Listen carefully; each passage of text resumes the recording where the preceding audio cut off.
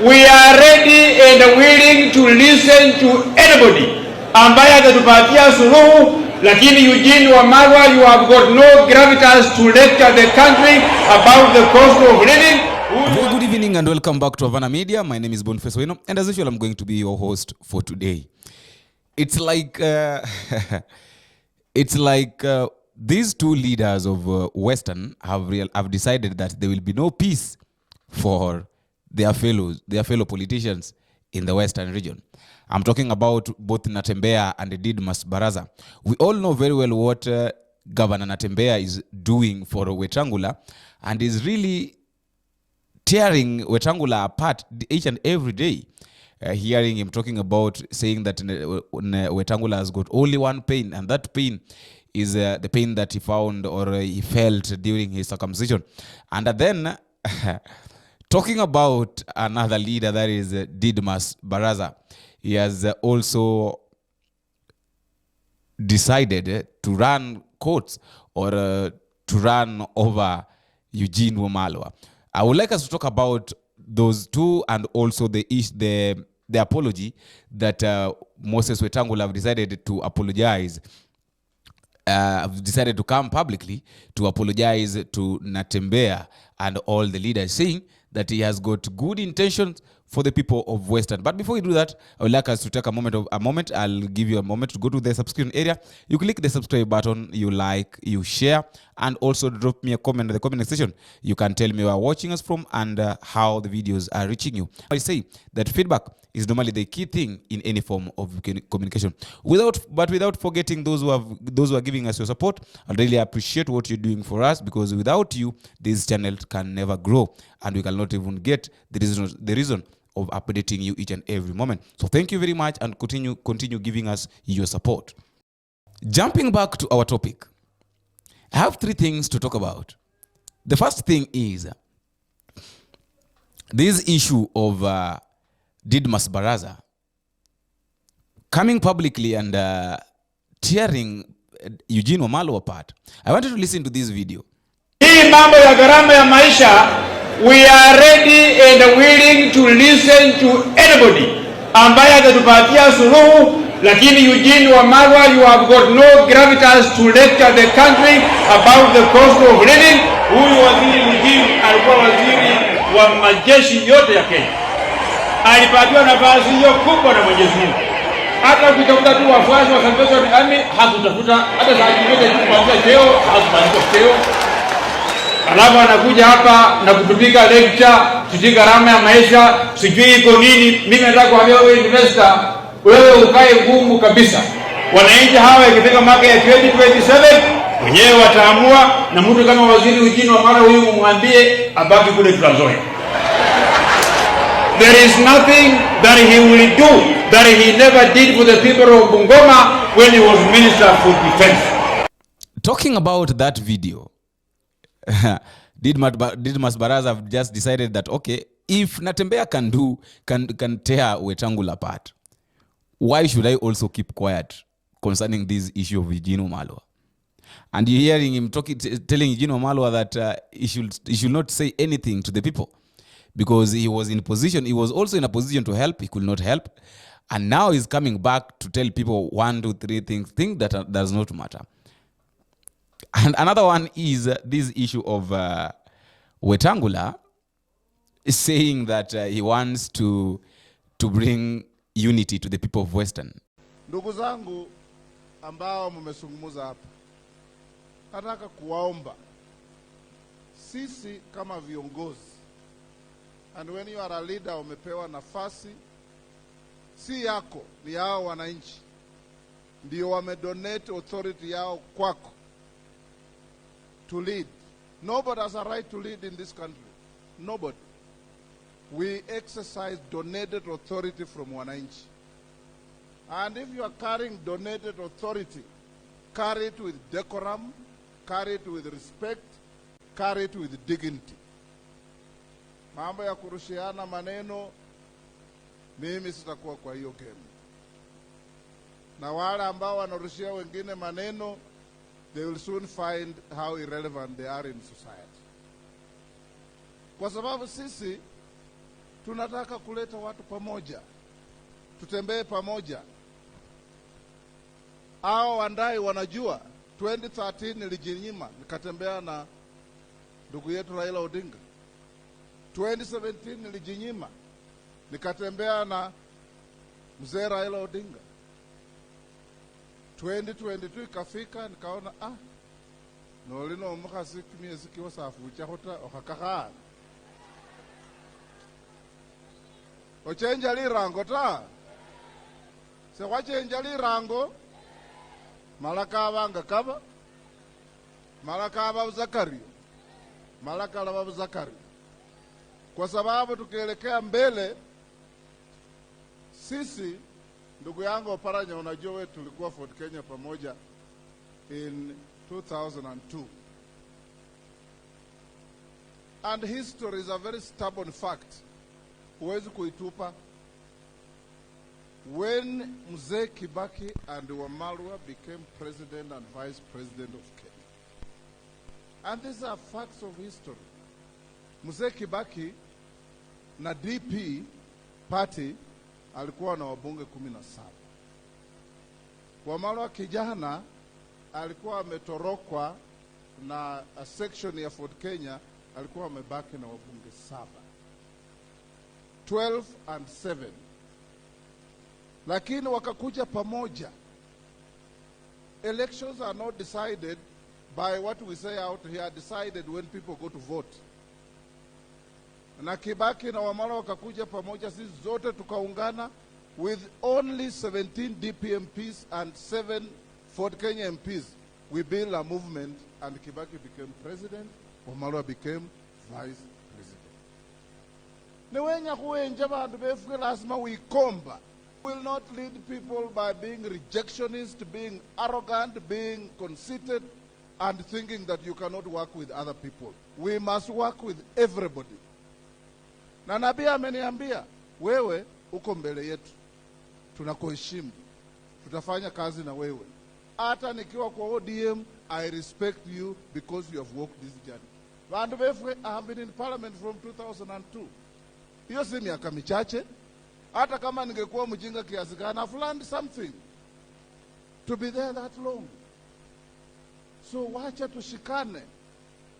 If we were good for our brother Raila in 2013, 2017, we are equally good for our brother William Ruto in 2022. Na tulisimama na yeye. And kweli ilionekana. Mimi nataka kuunganisha watu wetu. Hata wewe Oparanya nitakutafuta. Tuketi tuongee vile umesema. I have no difficulty in talking to you because we lead by inclusion, not exclusion. And everybody counts. A good idea can give way to a better idea. And a better idea can give way to the best idea. Na hivyo ndivyo itakuwa. Bwana Barasa, fanya kazi. I want to urge my brothers and sisters wa Kakamega. Mulimchagua huyu kijana yetu Barasa. Give him time to prove himself. Kura ikifika 2017, the scorecard will be there.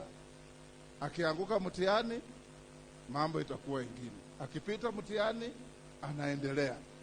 Lakini kama unafanya kazi na unafinywa, unavurutwa, unatusiwa, inakuwa ngumu. Hiyo ndio mimi nawaomba. Sisi pale Bungoma tulirudisha Governor Lusaka. Na hawa MCA wetu wote wako wa Fort Kenya majority, tuna wa UDA, tuna mmoja wa ODM na tuna wengine wachache wa DAP. They work as a team to make sure the governor delivers on his promise. Mama Nakumicha, fanya kazi yako. People of Kenya know that you are a hard-working, bright girl. Hii mambo ya madaktari is not something about just the Ministry of Health. Na wabunge mkiwa hapa, let's all join in and advise. As I stand here, I urge our doctors. Sometimes we argue as to whether it's the egg first or the hen first.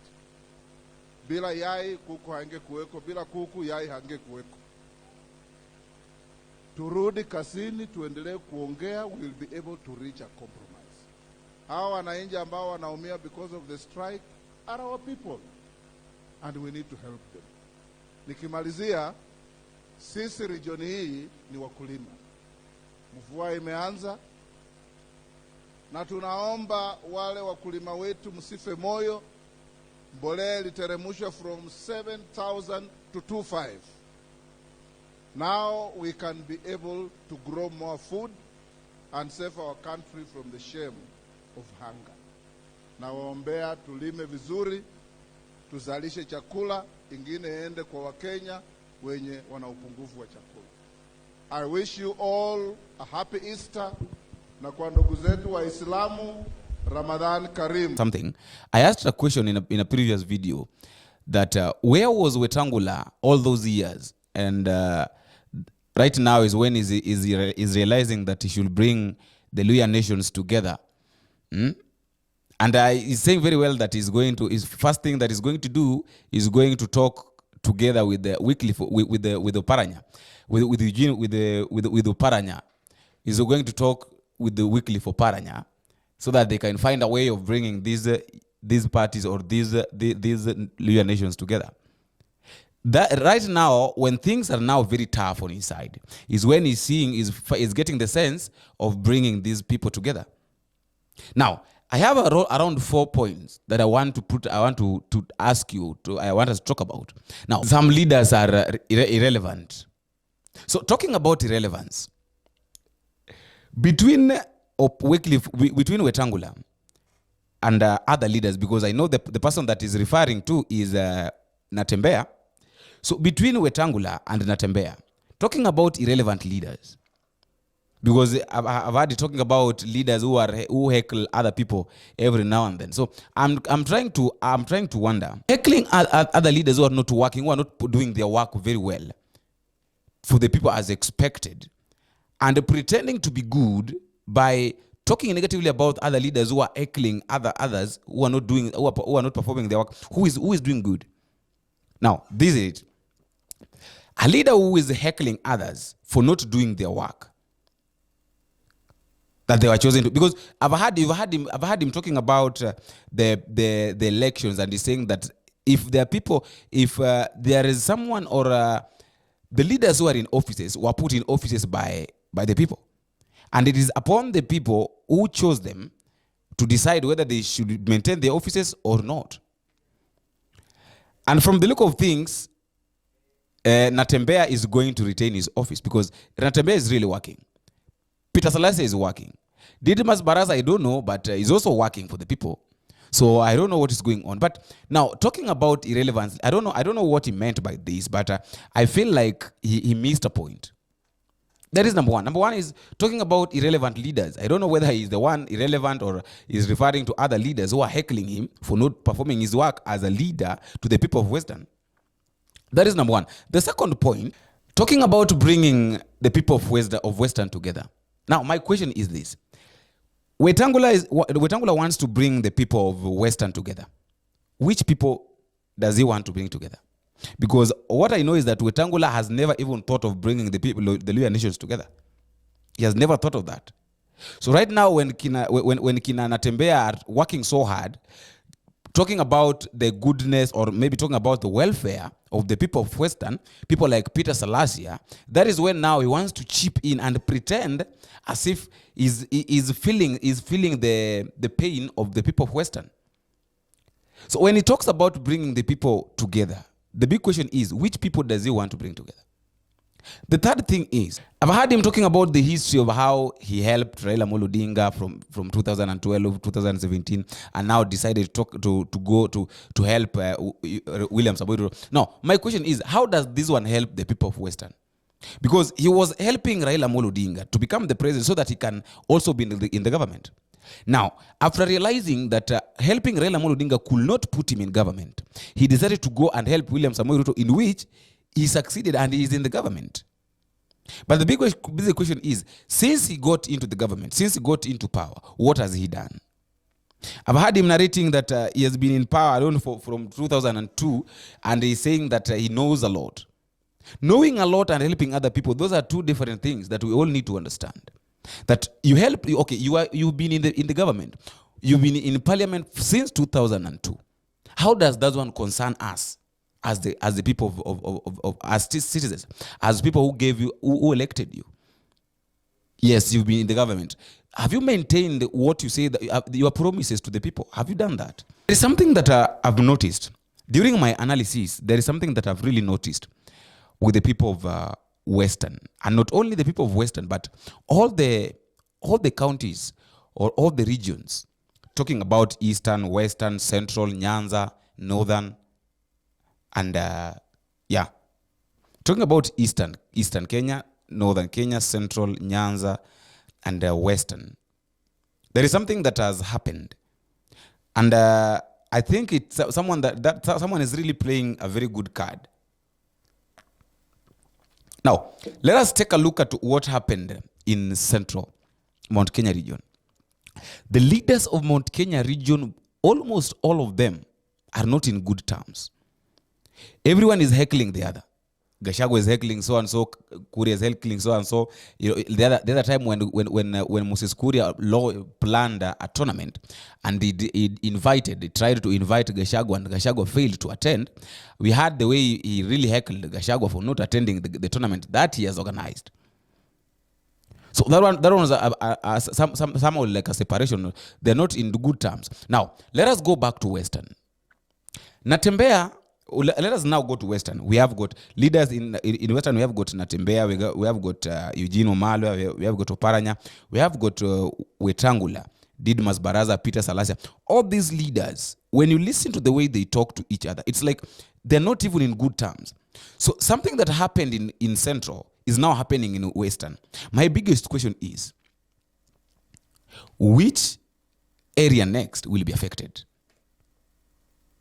That is my question. This thing has affected the people of Central. It's now affecting the leaders of Western. Now, which leaders will be affected next? The leaders that are probably going to be affected next, I don't know, but let me just say this. The leaders that might be affected next are the Luo nation, and Nyanza. Why? Due to the fact that they are really after the kingpinship and the person who will take lead, who will take charge of ODM party as a leader in case Raila Amolo Odinga depart to African Union to become the chairman of African Union. So I don't know what you think. That was just my thought, and I don't know what you think about what DIDMUS Baraza did to EUGINE WAMALWA publicly, and why and how, why and what Moses Wetangula have decided to say concerning him bringing the people of Western together. That is just my thought, and I will also give you time at the comment section so that you can tell me what you think about all those videos and what we've said. And until we meet again, I've been your host, Boniface Owino. Bye-bye.